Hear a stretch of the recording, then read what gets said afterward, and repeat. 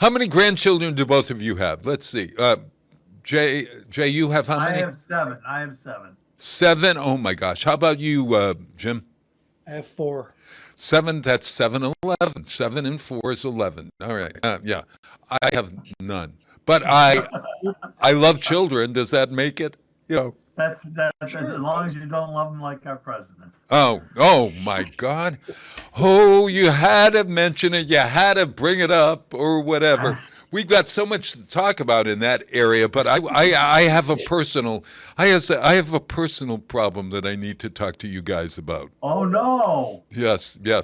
We're not And I talking- might need, well, you won't believe what happened. I got scammed. I way. got scammed. And I That's think too it's bad. wire Trust- fraud. Yeah, wire fraud. Okay. My dear friend Ethel Welch, who has been on my show, lives on Cape Cod with her husband, Peter DeBacher. Ethel DeBacher. Okay. I got an email saying that Ethel DeBacher, she had changed her email from Ethel DeBacher, etc., at one of those Gmail or whatever, Yahoo or whatever it was, to hotmail.com. Okay. And I said, oh, okay, all right, okay. Then I got an email saying, and I knew, and she is a traveler, as we all know. She travels with her husband's in Amsterdam right at the moment. And I thought she was out west or whatever. So I got a thing saying that she's traveling and she's in an area and she needed to get this. I sound so like, why did I fall for this? She needed to get an Amazon card, a gift card to her friend. And could I help out? Well, she's my oldest friend. We've known each other since we were like 5 and 6, and so at any rate, I said yes, I'll help you out. And so I went on and I purchased a $250 gift card from her for her, and emailed it to the email that this person sent me. Okay. And it turned out, and I was wondering why she kept calling. You haven't done it yet, and or texting me, and I was getting really annoyed with her. And I was saying, "What the hell? I'm doing her a favor, etc., etc." Never, ever, ever thinking that I was being scammed. So I finally said, after I put it through, she had wrote and said, I haven't got it yet. I haven't got it, et cetera, et cetera.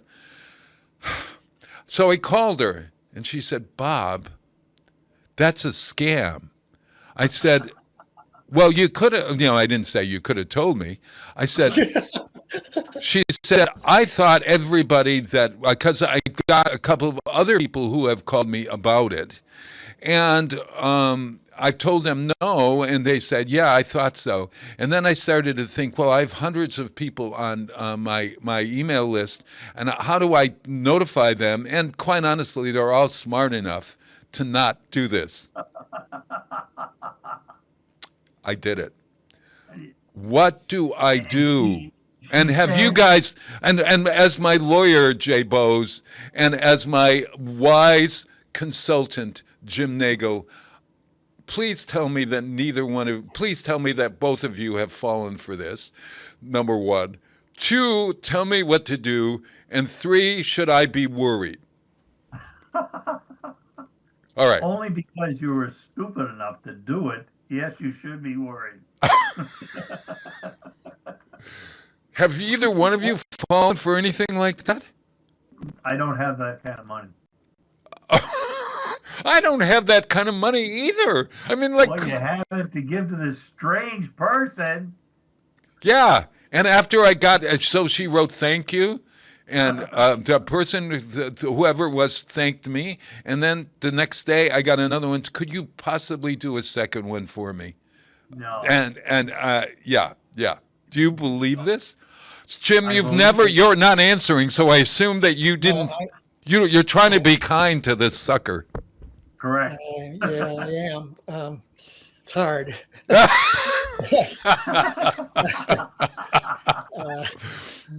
that's a pretty bad one. I'm more likely to be tricked by the phony phone calls and things like that. Yes, yeah, Although I have not, that I can think of, right. ever seen money out just, But if somebody said they were holding my grandchild, Hostage. hostage or Yeah. something like that, I'd be more alarmed. Oh, And I guess people do that. yeah. Except I would say that's their parents' problem. Oh, there's.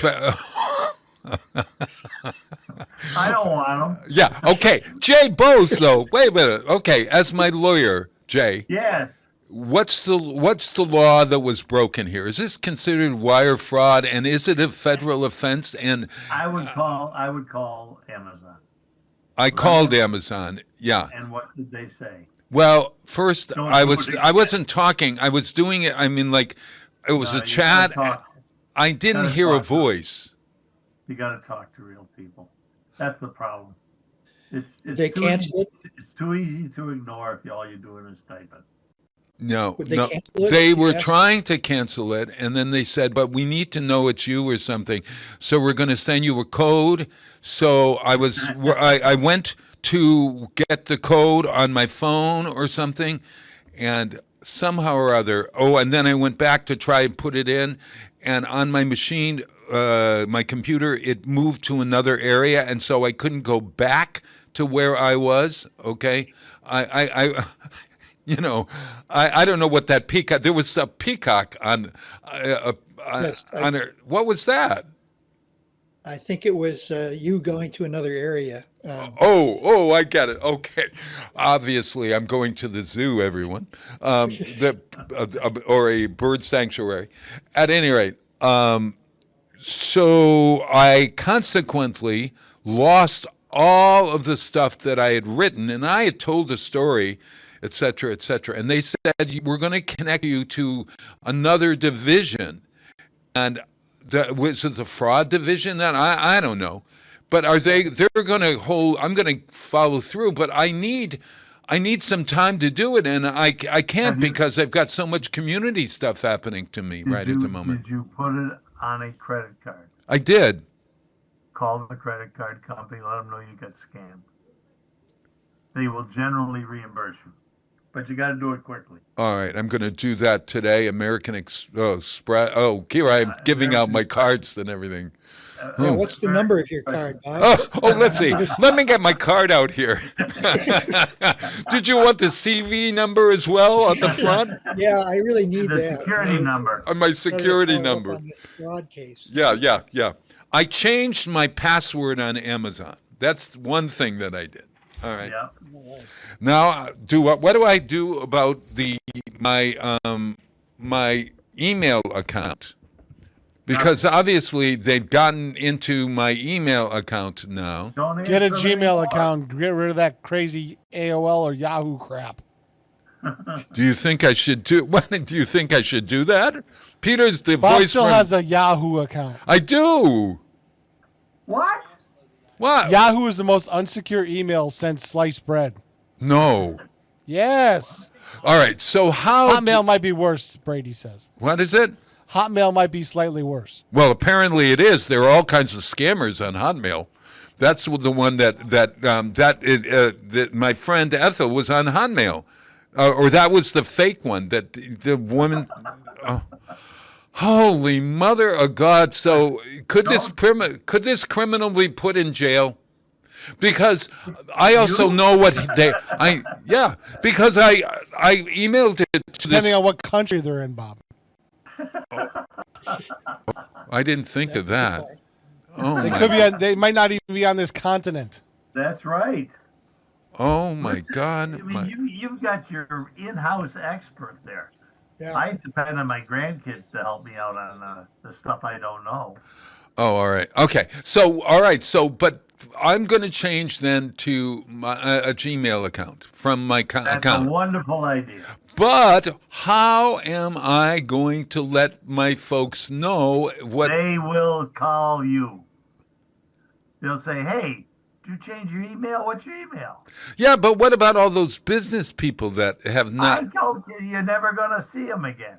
Well, they're all connected to me. The city, you know, I am Westfield on weekends. Everybody, incidentally, we have an incredible show.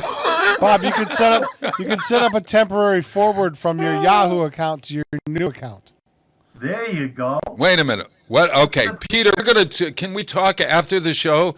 What is this again? You could set up a forward from your old account to your new account. So it forwards any email that's coming into the Yahoo into your new account, and you can respond from your new account. Then people will have your new email address. Okay, except I don't want that scammer to know that my email address. Well, Bob, if you have a new account with dual factor authentication, that means you have to have a password and you have to have a device that authenticates it. It's very, very nearly impossible for scammers to break that. Oh, okay. All right. It's the problem with people have single authentication, meaning just a password, and their password is generally password. I have a very good. That's where the problem. I have arise. a very good system about passwords, so that I can. Most remember. of my passwords are passphrases. Oh, okay, yeah. Like a whole sentence. I'm not gonna. I could give you. Would you like my password now? No. Oh, all right. Yeah, why don't you give us all your passwords and all your accounts? I'll gladly spend your money, Bob. Oh, all right, okay. Yeah, well, apparently somebody is right at the moment, and her. I don't know what she. At any rate, all right. While we're at it, everyone, Fiesta. By the way, I have to commend you on Dunkin' Donuts sponsorship. Oh yeah, we have all kinds of sponsorships. Oh yeah. Oh yeah, what? Yeah, Dunkin' Donuts. Listen, you know, there's nothing like a matcha latte from Dunkin' Donuts. I love matcha lattes from Dunkin' Donuts. You are a I sucker. thought this was public radio. What is that? What is that? At any rate, here's the commercial, everyone. We open this weekend. It's called, where is it? Where? Oh, there we are. Fiesta. Fiesta. Artworks by Frankie Barrero and Andrea Fabiana Piatti Bruno. And I've been working on this with the Westfield Puerto Rican Association. It's a Journey Stories exhibit, and it's a celebration of Hispanic Latino Heritage Month, believe it or not, everybody. It goes right straight through October 31st. It is incredible. And the great story, you'll have to come and see these great works of art. The artist Frankie Barrero, who is a Puerto Rican man, fell off a motorcycle years back, okay, in an accident. Or it might have been a bicycle. I'm not sure. But a bicycle, it's not a bike. It's not a bicycle when it's an adult, is it? You don't call it a bicycle that I'm riding a bicycle. Do you? I don't know. He fell off a bike. This is a sad story, but he fell off a bike, and he had a traumatic brain injury. And they told him he wasn't going to live. This is, maybe 8, 9 years ago. And so he lived. They told him he couldn't walk. He walked. They told him he wasn't going to be all there. He's all there and more. And on top of everything else, he's colorblind. So the artwork that you see here, and you got to go to westfieldonweekends.com to see the artwork up close, but the artwork is incredible, and he's been hired by MGM for a mural in Springfield recently. He's done several murals. He is a staple person at the. He's always there at the Brain Injury Trauma Community Center in Westfield, helping others. And so we've got much of his art, as well as the artwork of Andrea Fabiano Piatti Bruno, who again is an Argentinian woman. She came to the States when she was very, very young, 2 to 3, something like that, 4 years old. But she's still Argentinian, and she does these incredible works of art, and she owns Blended Vintage Marketplace, which which is a marketplace in downtown Westfield in our new cultural district that is really worth seeing. So you go to westfieldonweekends.com and you got to join and see this wonderful exhibit. And it's right straight through the month. There are going to be some wonderful events there like dominoes and some music events, et cetera, et cetera. But I want you all to come here. And next week, September 27th, this coming Saturday, is Art Oberfest by Artworks Westfield, and we are part of that. You come down on that day. There are 40 artists as well as 35 writers right on the street of our main drag there. Well, it's not on the street, it's on the side of the street. And let's not hope for anything but sun. We want sun this weekend and have a great time. That's my commercial. I'm sticking to it. You're coming out for that, aren't you? You're flying out to that from Chicago, aren't you, Jim? I'd like to, but I've got to go to a Cubs game. Oh my God. What do you got? You got your laundry going, right, Jay? What is it? Are you coming? What? Are you coming down? Are you traveling the Pike to see this? No. No, I would love to. Very interested. I am on the board at my library, and we are trying to pursue some original art. And we've been kind of lucky over 5 or 6 years, but now we are endeavoring to buy our own to increase the value at the library. Oh my God. Well, look I have plenty of opportunities. I know. From quilts to this kind of art, wonderful artists. And Susan Tilton Pecora is one of my favorite artists. She had a show on, and she's a friend of mine. And she is very connected. She sells her work on Cape Cod as well. But her name is Susan Tilton Pecora. I could connect you with her. I could connect you with any of these artists, including the one of the most well-known quilters in America, Edginetta Miller, etc. We got to talk, and you guys have got to come. I'm not talking to my friends from Holy Cross, wherever they are. All right, wherever they are here, okay? I'm talking to all you guys out there. You got to come down and support Westfield. The center of Westfield is filled with great happenings, and we are so excited, etc., etc. At any rate, 2:06, I got to play a song, all right? So I just played Fiesta. Oh, my God. Hermeto Pascoal died last week. He was one of the most prolific and most incredible musicians of all time. And Peter, let's play the 620 song, because this is a man that is a great innovator who died. He's from Puerto Rico, if I'm not mistaken, or no, maybe he's Cuba. I don't know. But he's a Latino musician, and it's just so incredible. Peter, you ready to play Hermeto Pascoal?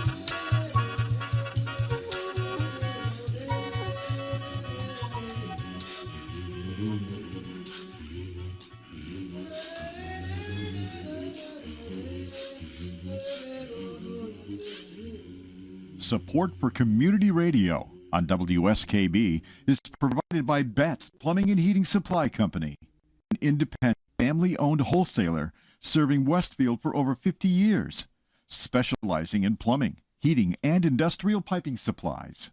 On the web at bettsplumbing.com or at 14 Coleman Avenue in Westfield. Listen to me, Michael Buster McMahon, Mondays 8 to 10 a.m. to learn the stories behind your favorite songs. Or don't. I'm not the boss of you. Community Radio. 89.5 WSKB. Live from Studio 120 at Westfield Technical Academy, this is WCPC Channel 15 and 89.5 FM, WSKB Westfield. Wow, it is Tuesday where you are, perhaps, or maybe you're watching on another day, but it doesn't matter because we're always fun to listen to, and this is the Westfield on Weekend Show, and I am Bob Plass, your host, and today we have Peter Coles, who is our producer in the voice from who knows where, and he's producing our show and helping us, as well as my two guests. To my right on the screen, oh, I never know where to point. Okay, there we go. No, that's me. I don't know. He's here somewhere. Jay Bowes from Oxford, attorney Jay Bowes. And down below is Jim Nagel. And both of them are class of 1967, right? Get that, everybody. We were in the cusp year, I would say, right? Don't you think we were in the cusp year? In other words, we weren't quite hippies and we weren't quite our somewhere in between the two eras where we were. Don't you think, Jim? You're thinking, you look like you're thinking, or I am thinking. All right, I'm not sure. Was that a cusp? Yeah, I suppose. 69, 60, 67 was the beginning of the Vietnam protests. I mean, it was earlier, but it was still nascent. I mean, all the big stuff happened after we left, right? Not all the big stuff. No, but a lot of it, right? We missed the drugs. We missed the sex. That's right. That's what I mean. Well, maybe you didn't miss it, Jim. I don't know. No, I did not. I always think of the cusp as 1963 when we arrived. Oh, interesting. Now, why? We lost some guys to Vietnam in the first couple of years. We did. Absolutely. Yeah. Mike Cunyon, I remember the name. Yeah. Yeah, it was 64, I think, or not 5 maybe. Yeah, but okay, so six. I don't even remember the name. He flunked out. He didn't do well scholastically. Cunyon, yeah, Cunyon. Michael Cunyon, his name was. No, that was a football player, I think. Yeah, and he ended up in a helicopter someplace. Oh my God! I think his first action. I remember they did a story in the campus newspaper when we arrived on campus. It must be either in September of 64 or 65. Right. More likely 65. Right. That he was in Operation Hastings. I don't know if they knew that then, but I've looked it up since. Oh. And a bunch of Marines were helicoptered into a very dangerous area on the north end of South Vietnam, and didn't even get out of the helicopter. I don't think they just all were. Oh God! Killed. Amazing. So, but Jim, you describe it as that 63 was the cusp. 63, yeah. I think in terms of music that way. I think that was the beginning of the Beatles era, right? Well, technically, it was 64 for the Beatles. 64. Oh my God! Okay. It's related. Because the cusp for me is the assassination of John F. Kennedy in 1963. We were freshmen. Absolutely. And that kind of alerted me to the ways of the world and why things were not necessarily all roses and yes. So in terms of the cusp of that, absolutely right, that we were in a time where we were confused about what the world was, I guess, right? The idea Yeah, that was the world real? We thought we were safe, and now we're not safe any longer. I guess that's it. that We lost our safety. to some degree. I remember back even as early as '62 when the October missile crisis occurred in Cuba. There was a lot of alarm. My grandmother was sure it was going to be World War III, and Oh gosh. so that got my attention. Yeah. Uh, I, Yeah. I hadn't really been a big follower of national events. I mean, I remember wearing a Kennedy Johnson button on my coat in 1960 during the election, Oh. and was wondered why none of the other kids seemed to have any buttons. Yes. And that's when I realized most of my friends are Republicans.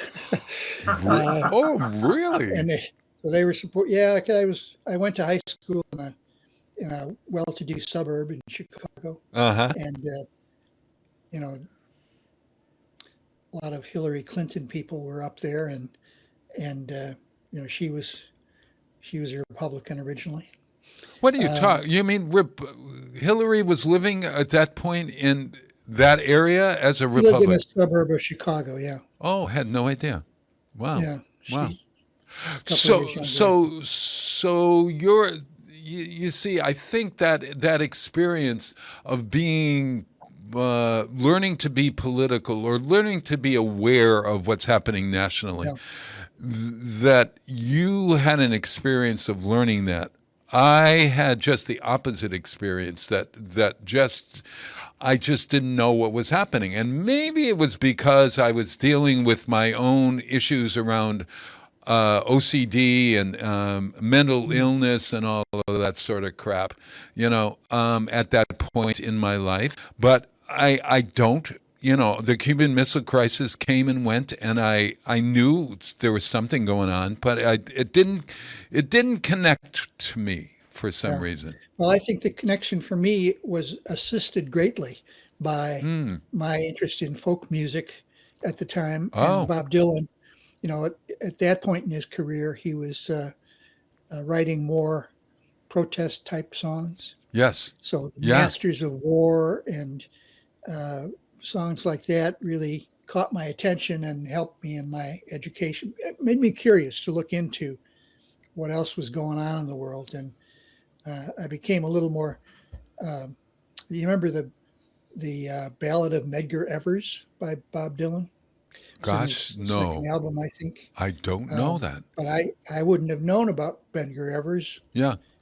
Being a Northerner, it was not really covered much, but it was in '63 that he was assassinated Yeah. on Remember. his front walk. And of course, in September, just before we arrived, or about the time we arrived at Holy Cross, the Baptist church in Birmingham was bombed and the 4 girls were killed. Yes. Yes. And that was shortly after Martin Luther King's famous speech on the Mall, where Bob Dylan performed. And, all that's kind of began your college attention. Yeah. Your intention. Did you have that same experience, Jay, at all? I mean, or were you similar to me? I was moving around a lot, and in 1959, I went to a Kennedy rally in Rochester, New York. Huh. And I happened to shake hands with John Kennedy.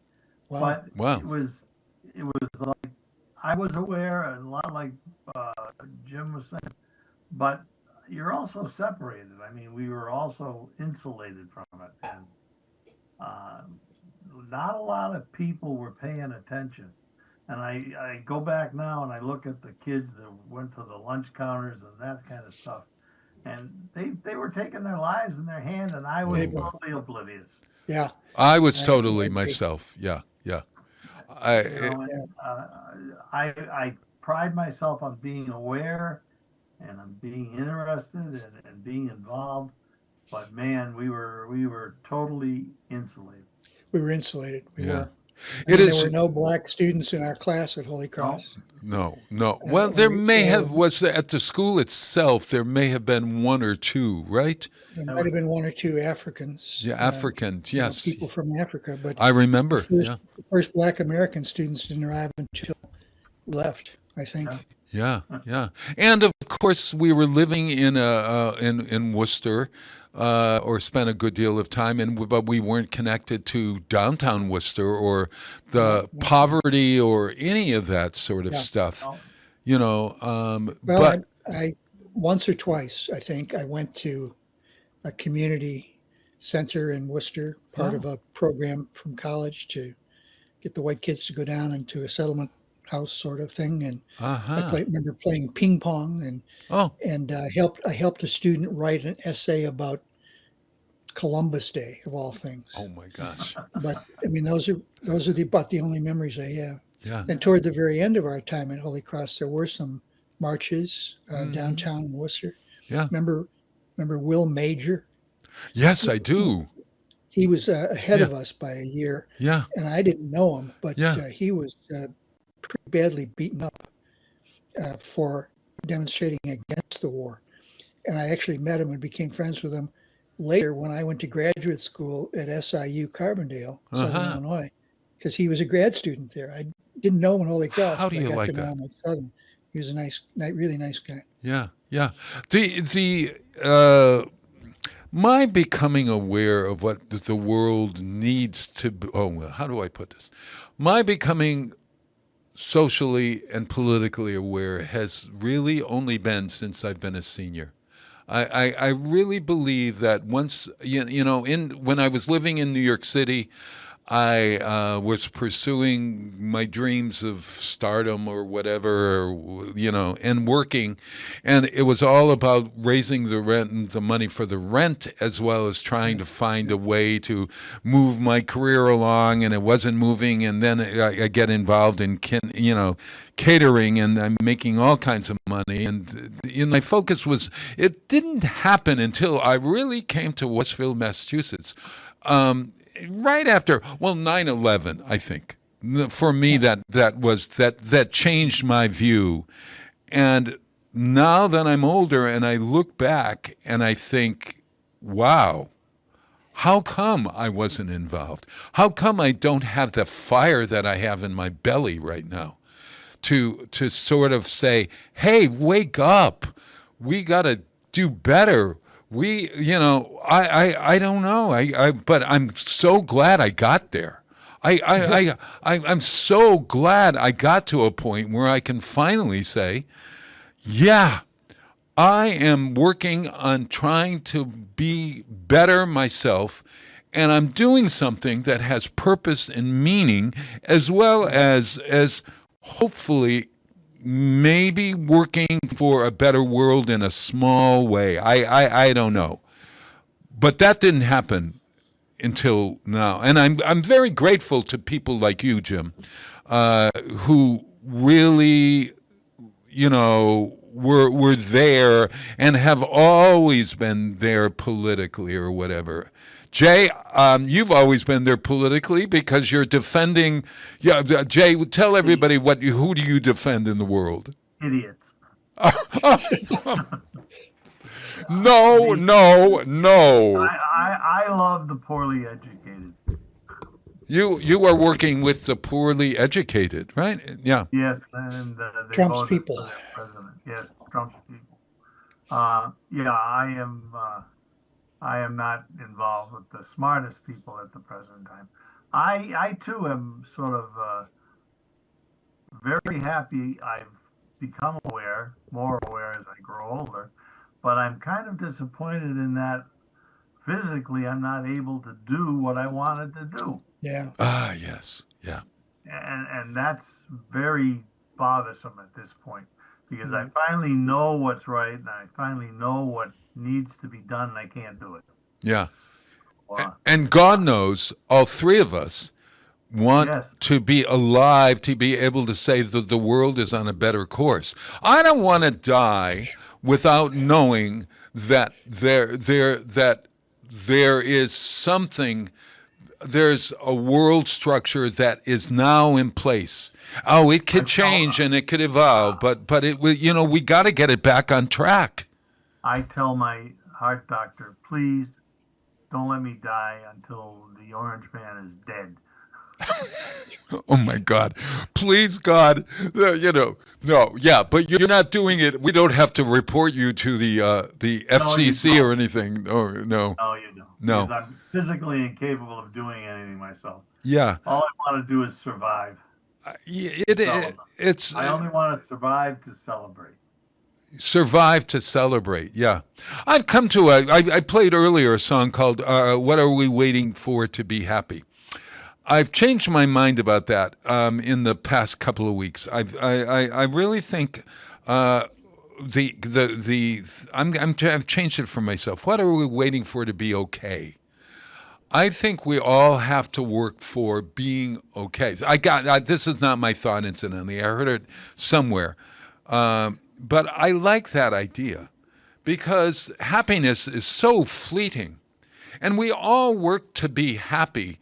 Whether it is somebody who's carrying a sign that says "No Kings," or somebody who's carrying a sign saying Trump is our orange hero, I mean, like, really, both of them are really wanting. They want to be loved, they want to be happy, but they're not going to achieve happiness. They're never going to be happy. None of us are ever going to be happy for a long period of time. We are going to be okay for a long period of time, but we may not always be happy. Do you get my drift here, Jim? I get your drift, and I have moments of happiness, moments of high. Yeah. Maslow stuff. Yes. Yeah. Where things are just so nice. I had a very nice birthday party that my I know. son and his wife He just turned 80. This man just turned 80. Yes, I'm the leader of the pack here. You are the leader of the pack. But not by much. Not by much. Jay, it's when's the big day for you, Jay? January 1. Oh yeah, you're the baby. I am the baby. Oh my God. No. Oh, and it's New Year's Day to begin with. How do you ever work that with your wife? Well, November 20th. November 20th. Yeah. You can remember it because it's a couple of days before John F. Kennedy's assassination. So, right. Yeah. I think it was also my grandmother's birthday, if you'd like to. Oh, good. Well, send money, please. I didn't send you any money. I'll just send you an American Express card. If that's okay. Email me and ask me to do it on Amazon or whatever and see if it works. But where were we? Getting back to happiness. Some people can be there. I think it was C. Wright Mills that wrote the essay "The Happy Robot" back in the 50s. People can be lulled into a sense of happiness, which is just a state of mind that is not necessarily super conscious. Yeah, they're just on a plane. I think that's actually a 50s idea, and it's kind of outmoded. But I always remember the one-liner by John Stuart Mill, of his own free will, who said, "Ask a man if he is happy, and he ceases to be." Because if you reflect too much on happiness, you begin to doubt that you're happy because you have an ailment, or you have a money problem, or if you examine it too much, it becomes well, no, I don't know. Examining happiness too much becomes a problem. It's better to live in the along. Yeah. It's if we work to make this world okay. Right now, we're not okay. We know we're not okay, and both sides say we're not okay. My question is how to be on a journey that is different from, let's say, I have a brother who is probably a Trumpian person, okay? I have a twin brother who Probably made. you don't know. Well, we don't. I told him that long ago that we can't talk about it because they get so annoyed, and I've maybe changed my mind. I'd like to discover where he is in this or whatever. But what I've got to do is allow him to evolve. However, that's the word. However, is the problem here for me. I need help with both of you. The idea that I'm on a journey. I'm on my own journey, and that journey has become more community related, more politically and community involved, and trying to satisfy my own needs or wants, I suppose. But and my brother is the same way. A person who's on the other side, on the right or the far right or the far left or the left or independent are all on their own journeys, and those journeys, for me, need to be respected. However, if it gets in the way of, is it progress? I don't know. If it gets in the way of help me here.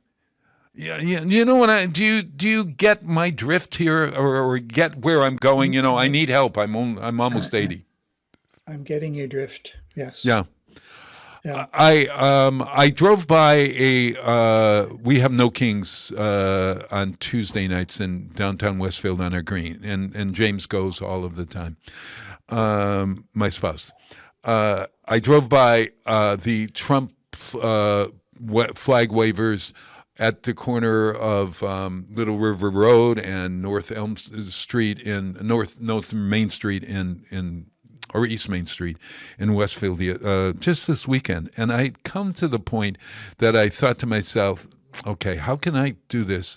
How can I allow them to be on their journey and yet express myself in some way? Because usually I'm beeping the horn and going, duh, but putting the down finger and maybe my middle finger and whatever, and then I'm getting it back, or they're doing it before me, and it's like this tug of war, and then I'm going to hit a car and all that crap. Okay, I've said all that crap so much today. That's my new phrase today. I'm saying all that crap. I don't know. Forgive me, folks. At any rate, so I drove by. I decided that what I would do is I would look over, I would grimace, and then I would look on and allow them to go. Okay.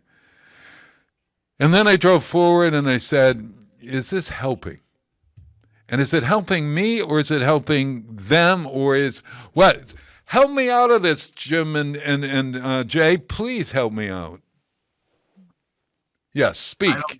I don't think this is a good answer. You have to live your life, period, for yourself, and let them do what they're going to do, and you got to do what you got to do, and there's no easy answer, and there just isn't. I mean, unfortunately, I live in a section of the state that has a lot of Trumpers, and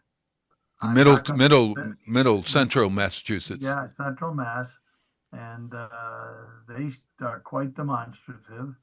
And hey, they're going to do what they're going to do. I'm not going to convince anybody, but every time I think about giving them some credit, I look to who they support, and I say, I'm not that guy.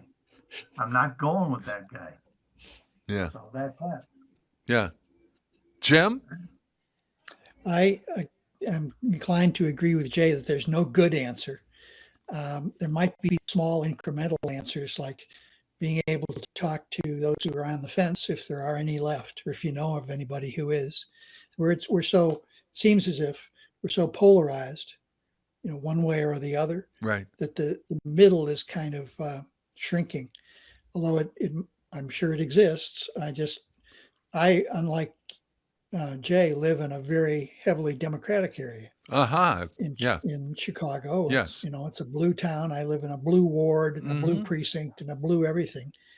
And in fact, for me, going to vote is kind of an exercise in walking because all the candidates I vote for are going to win anyway Yeah. in my area. Yeah. Um, Similar but, in mine. Yeah, but the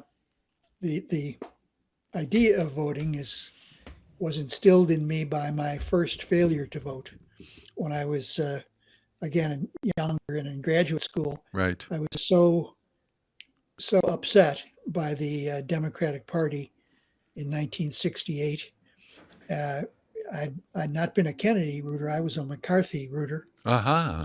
Then when Kennedy looked like he might be able to get the nomination and then was assassinated, Robert Kennedy Sr., Right. I became pretty disaffected. And that's the only time in my life that I haven't voted. Every other time, including school board, I voted whenever possible. But I sat it out, and then Nixon won. And I've always regretted that. Yeah. Not that again, one vote. But they always say every vote matters. So Yeah. And well, I guess it's the idea that you did not exercise your right. Right. And again, participate, I was a little bit too idealistic when it comes to our politics. Yeah. It's not an idealistic or an ideal system. You often have to choose between options that aren't so great, but it's really important to choose. And I think, we really found that out a year ago when so many people stayed home. Yeah. Yeah. And we still never have gotten over, never have achieved a plurality of Americans voting. It's always less than. I mean, like even local elections here, it's 30-40%, and even that, it's just why? What is it? In presidential years, it's usually over 50%. Yeah, it's higher. That vote. But even at that, you're probably saying a third, 25 to 35% don't vote. So that's a huge number of people, and obviously could swing any election. Right. But people have their own reasons, I guess, for not voting. A large part of it might be going back to the happy robot thing. Right. People just are focused entirely on their own self lives and their children or parents or whatever. I so think they don't think outside that little bubble. And maybe, I think, Jay, you might be right that the idea maybe they're becoming as insulated as we were back in the 60s. I think even more so, because they're doing it on their own choices. The last local election we had, I think, was 7%, which was absurd. Oh my God! That's like this street came down and voted for one street in a town. Oh, jeez, small town. A lot of the younger kids, they get their information off of TikTok, and that's it. Yeah. And they are voting in the national elections in such numbers. They don't know what's going on. Oh my God! They don't know that politicians are known to lie. Oh my God! Oh my God! That's That's my other theme. I got to have you back on to talk about just that. I'm doing an Instagram. I'm on Instagram at PlasBob at Instagram, and have you seen my Instagrams? Yeah. No. Oh, I have 700 and some odd followers right now. Oh, every day. Yeah, they keep it. Well, you take a chance when you say something. Somebody called me a elitist the other day and a know-it-all or smarty pants or whatever, and they said I'm off. And I noticed I went down one, and then the next day I was up 2. So whatever. But the idea here is that I'm doing something. I'm going to do one on lying because I've been thinking I've not been thinking about lying myself, but about what lying is, et cetera, et cetera. We'll save that discussion for another time. But I want to take a break because I want to come back and I want to talk a bit about reading. And I'm wearing my Charles Dickens shirt for you. Is he one of your favorites at all, Jim? Charles Dickens? No. Look at that. No, and I knew I wanted to incite you. I wanted to incite you. I enjoyed Dickens when I was young, Well, that's a nice way of saying it. but I know a lot of people still like him. Yeah. He's obviously a key figure in British literature. But, Yeah. I had a I choice know of that reading or a little bit Shakespeare today. I had a choice of Winnie the Pooh, Shakespeare, or this. I would have worn the Shakespeare. I will know enough when you are on next month to wear next Shakespeare. time you wear the Shakespeare. I'm wearing Shakespeare. I might even get a I'll new wear- Shakespeare. Yeah. I'll wear You the guys Winnie are the much Pooh too then. esoteric. Oh, shut up. I am popular fiction. Give me popular fiction. Popular. I'm tired of reading old dead guys. Oh, well, all right. So let's.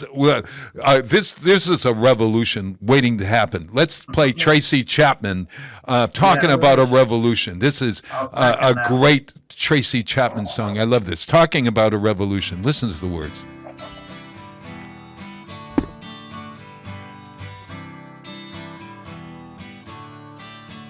Don't you know, we're talking about a revolution. It sounds like a whisper.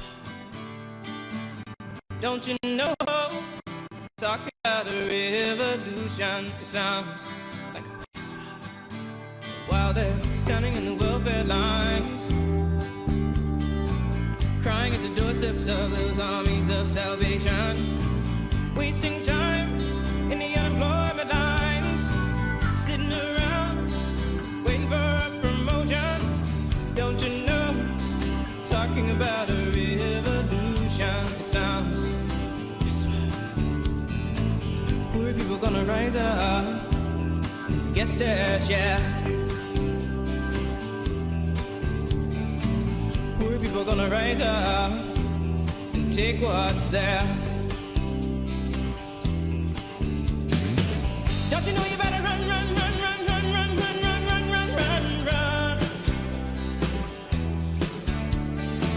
Oh, I said you better run, run, run, run, run, run, run, run, run, run, run. 'Cause finally the tables are starting to turn. Talking about a revolution. Yes, finally the tables are starting to turn. Talking about a revolution. Oh no. Talking about a revolution. Oh, while they're standing in the welfare lines, crying at the doorsteps of those armies of salvation, wasting time in the unemployment lines, sitting around waiting for a promotion. Don't you know, talking about a revolution sounds whisper. And finally the tables are starting to turn, talking about a revolution. Yes, finally the tables are starting to turn, talking about a revolution. Oh no, talking about a revolution. Oh no, talking about a revolution.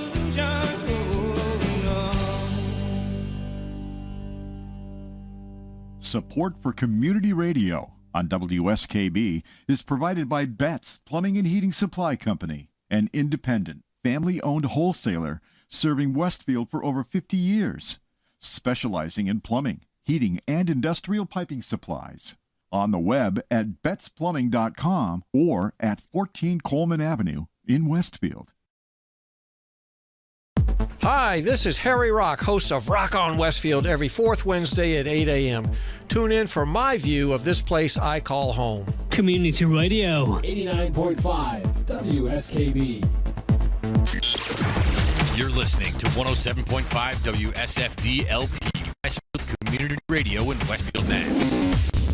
Well, it is Tuesday where you are, or where you are. Where we are, it's Monday. It's autumn now. It's the beginning of the great fall season. It's Big E season for all those in Massachusetts. The Big E has one more week. We have Art Oberfest next Saturday in Westfield. Go to Artworks Westfield or to the city website or to those places like westfieldonweekends.org where you get information for all of that. We've got Fiesta, that wonderful art show down at 105 Elm Street. You got to come down. We'll be open this weekend, incidentally. We're open Thursday, Friday nights, Saturday afternoons, and Tuesday, Wednesday, and Thursday in the afternoon. And we can also give you a private tour if you like, and I'll make that tour for you myself. How's that?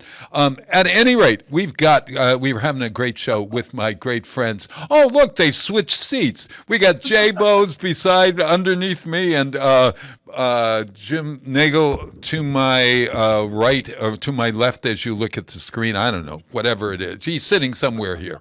Okay. I make a terrible weatherman in television, incidentally. Okay, quickly. I'm reading Brothers Karamazov. Yay! Oh, good Lord. Oh, Yay. yeah. So you got two people here. Have you ever read Brothers Karamazov? The Brothers or the Karamazov brothers? You have, Jay. Yes. I have. I've read all that dead guy stuff. Oh, okay, good. Then you can participate. You were excited that I was reading this, Jim. Absolutely. I just read it myself last year. Oh my gosh! Did you read this translation? This is by Michael Katz. Actually, it just came out, I think, 2 years ago. So you may not have known about it. He did. Let's see, 2023. Yeah, he did He did this one as well. Crime and Punishment. That's right up your alley, Jay. Crime and Punishment. I've read that one too. You've read that one. Yeah, I read them all. All right. Wait a minute. How about this one? War and Peace. Nah, I gave up after 50 pages. All right. How about this one? Good old New England Herman Melville, Moby Dick. Moby Dick. All right. Oh, good. Good. Classic. No way. All right. And how about the last one here? No, I got two. This is Count of Monte Cristo. I've read that. I haven't read that. You haven't read that? Oh, my gosh. And one of my favorites, Don Quixote. Oh, no, never read it. I read the classic comic. How about Jim? You've not read it? I've read parts. I actually used part of it in my Spanish qualifying exam in grad school. You were supposed to select pages out of a known literary work, so I picked that one.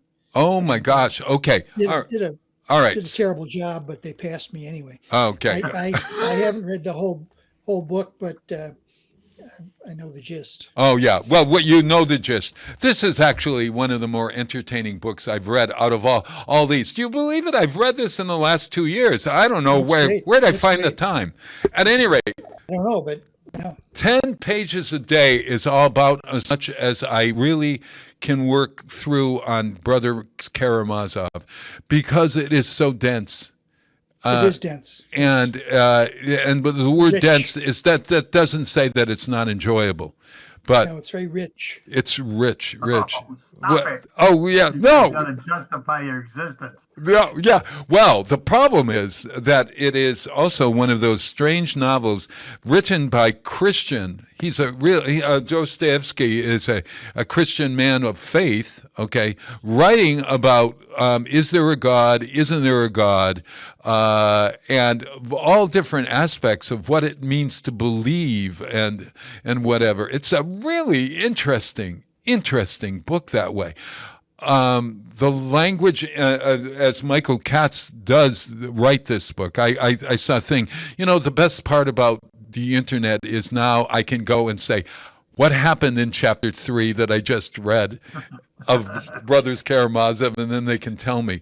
Most of the time I know, but I've been having a hard time with the characters' names, and now I've finally gotten into that. And I get this, the Russian characters' names, because they have 4 names sometimes in the book. Yeah. Any suggestions, Mr. Nagel, about reading this book? A long, dense book? What do you say to your students? I don't believe my students read too many books, although I haven't. I'm retired from teaching now. Yeah. But yeah, I think the idea of small chunks and seeing the overall kind of picture of the conflict between the 3 brothers and the father. Yeah. Yeah. Because they each represent a certain attitude towards life and religion. Yeah. Yeah. One is very religious. The other one is very intellectual. The other one is, by his own description, a hedonist, a sensualist. And the father is, how would we say? Is he he's very debauched in his own way and worldly, etc. But also thing about he loves he loves the religious guy most, believe it or not.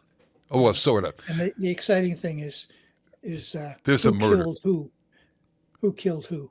Who killed who? Oh my God. I love this book. Okay, so if we were just going to play a quick game then, all right, which book of these books do I put as your favorite? All right, so we've got Count of Monte Cristo.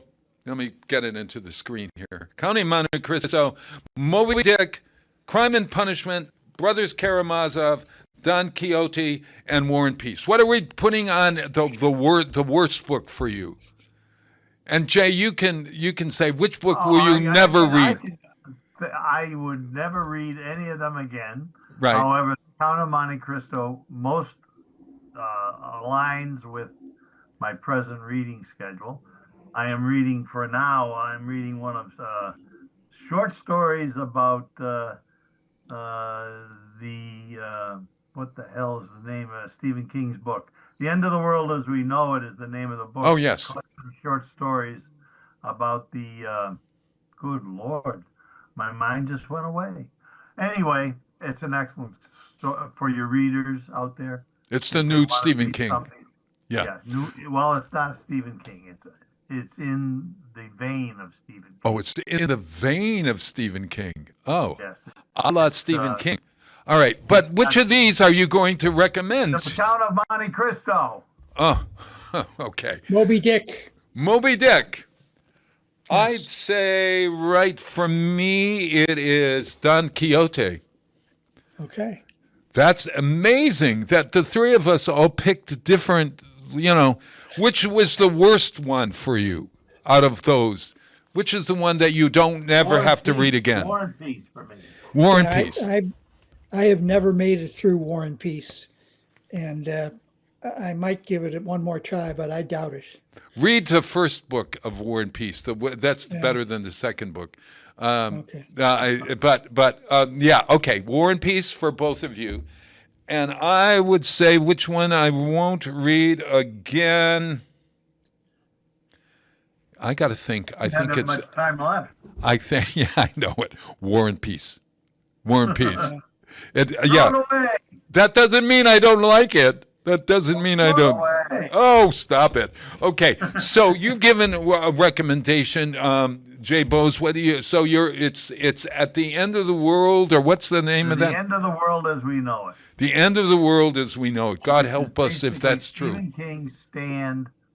They fill in the blanks. These short story writers fill in some of the blanks that Stephen King didn't put in. Oh, okay. So it's sort of based on Stephen King, but it's by other authors? Correct. And they're all excellent. They're all very good. Do you have to have read the novel It? You don't. No. Okay. It helps, but you don't have to. Incidentally, they're doing a miniseries on television based on It. Yes, I know. A new one. So very interesting. They just have a new movie. I'm a big Stephen King fan. Ah, gotcha. There you go. All right. I am not a big Stephen King fan. No. Although I like Stephen Walk. King himself. You like Stephen King himself? Yeah. The only book that I like that he's read is his book on writing, which is very helpful. I got that one But, for James. I just don't, that kind of, whatever it is, horror suspense is not my cup of tea. He's moving away from that, James. Is he? Uh-huh. I struggled through November 22nd. Yeah. Oh, a lot of people say that's right on the top of their list. I read it. I thought it was, But it involves time travel and stuff. I know it. Well, it was okay, but it's certainly not at the top of my list at all. If you read Elevation and The Life of Chuck, excellent books. A good movie apparently as well, Life of Chuck. But he's moving away from horror. Now that will be interesting for us to see how he evolves, okay? Elevation, yeah. Life of Chuck, and the new movie is not really about horror other than a horrific situation. Right. A long walk. I get it. Okay. Actually, did you know that today, years and years ago, Shawshank Redemption actually debuted? I love that movie. Yeah, Shawshank Redemption. What year was that? 1970 something? 1992 was the movie. Oh, was that? Okay, so yeah. It opened today of all days. Isn't that interesting? Really? Yeah. Jim, what do you got for folks? Well, what I'm reading right now and enjoying very much is called A Fever in the Heartland. Oh my God, I know that. I've seen this Timothy out there. Egan. So tell us about it.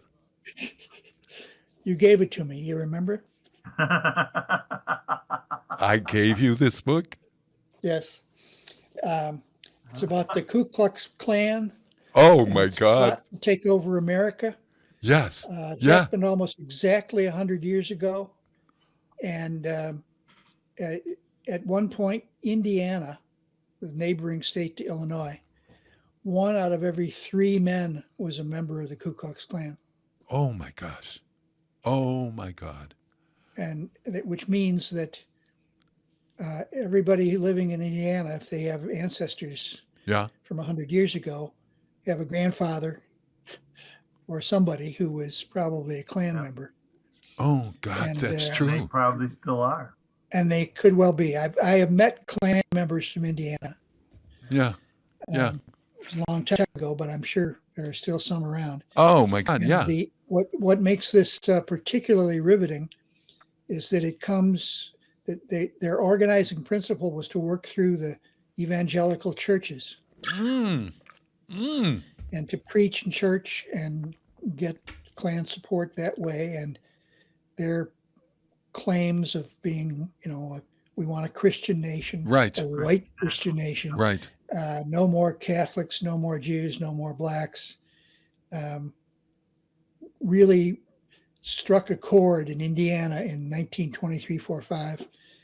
And I have to say, I'm hearing that same chord being struck around this country. Oh my gosh. Right now. Yes. Yeah. Just this week, everyone, we had. What is that called again, Jim? A Fever in the Heartland? A Fever in the Heartland. A Fever in the Heartland, yes. Timothy Egan. Yeah. It reads like a novel almost, but it's nonfiction. Well, I'm glad I gave it to you. I have to read it. I have to read that book. Maybe James gave it to me. Yeah, I think he might have. Yeah. Okay. Well, that explains it. That's a good book. All right. Yeah. Oh my God, it sounds good. I think that we had that's. We'll put that on the docket for discussion in the next edition of Holy Cross. Old men get together and chew the fat. Yes, Hurry, it's a great hurry, time. pick a date. Hurry. Oh, we're going to pick a date. October, of course, is coming soon. We have Pumpkin Fest, everyone. That's October 18th. Pumpkin Fest gives out 1,500 free pumpkins. We got a trunk or treat, where we give out thousands of pieces of candy. We have a touch a truck.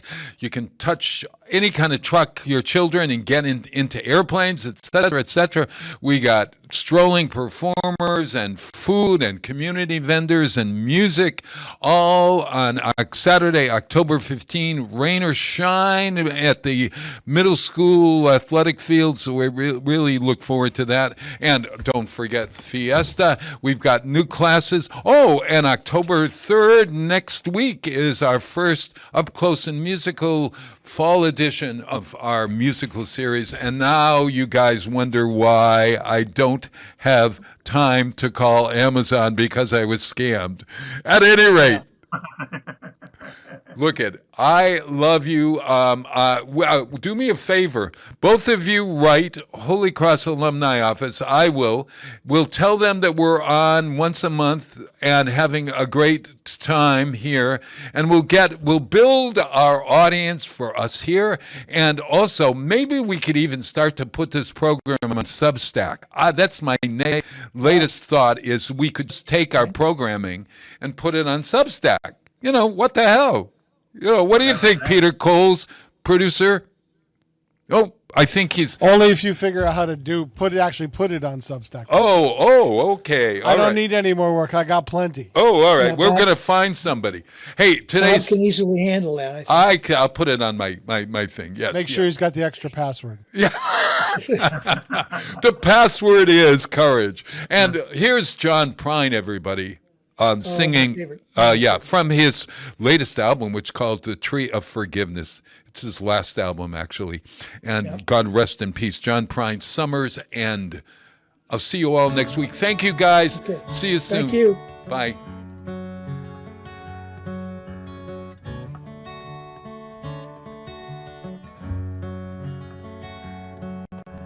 Summer's ends around the bend, just flying. The swimming suits are on the line, just drying.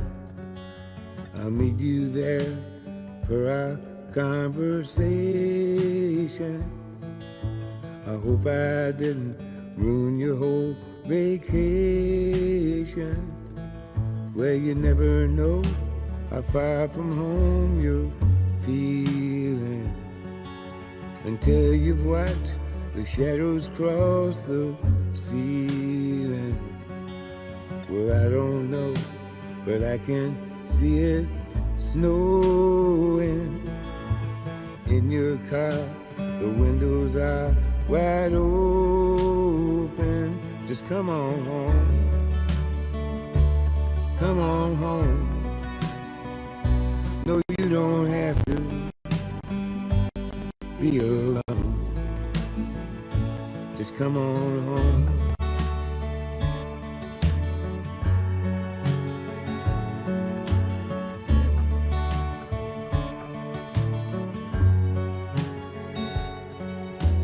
Valentines break hearts and minds at random. That old Easter egg ain't got a leg to stand on.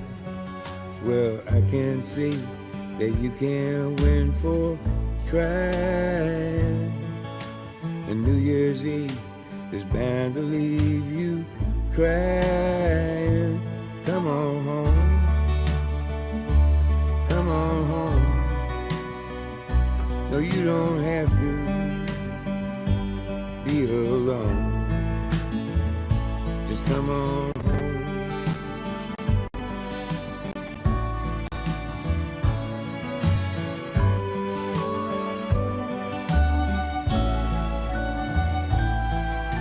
The moon and stars hang out in bars just talking. I still love that picture of us walking, just like that old house we thought was haunted. Summer's end came faster than we wanted. Come on home. Come on home. No, you don't have to be alone. Come on home. Come on home. You don't have to be alone. Just come on home.